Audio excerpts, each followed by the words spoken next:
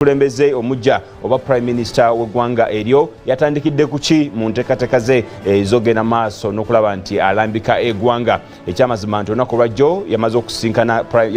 butereevu yasinkana kabaka oba King Charles bwe yamala okumusinkana ate nadda mu nteekateeka y'okulonda aba ministers bwe yamaze okubalonda ate era yabaddeko ne debate ey'amaanyi ennyo ng'ali mu parliament eya Bungereza naye ate era mu ngeri y'emu alina kye yakoze abantu abasinga obungi kati kyekiri ku mumwa gyabwe abamutunuulira yagenze maaso nayingira awatandika okukola emirimu gye era bw'atyo n'akola ng'obuwanga bwe bwe bumukkiririza oba ye nga enzikiriza gy'akkiririza. Mujjukira ayinamu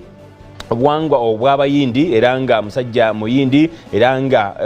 enzikiriza ezo azitambulirako nnyo ku mulundi guno bamulabye ng'agenze maaso n'okukola emisoso waliwo wane waffe mu ggwanga lyattu Uganda abantu baffe abatera okwogera ebigambo ebingi ennyo ne bagamba nti abo balogo abo basamize abo bakkiririza mu kino bakkiririza mu buwangwa abatamu ne babivumirira nno n'okusingako awo. Naye mu ggwanga erya Bungereza Prime Minisiter alabiddwako ng'ayingira butereevu ku mulyango gwa ofisi ye n'agenda ng'amansawo era nga kalicha ye era n'akuma ne kando mu nzikiriza ye kennyini ebifaananyi babimukubye nga buli kimu akikola mu lwatu.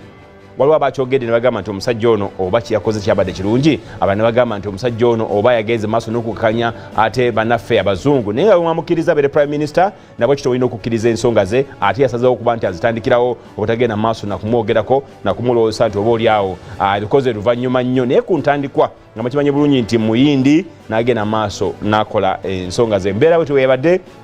mu ggwanga erya Bungereza bwe nkujja mu ggwanga erya Bungereza ate ne nkutwala mu ggwanga erya Canada. Eggwanga erya Canada jjukira nalyo aligwa wansi w'enteekateeka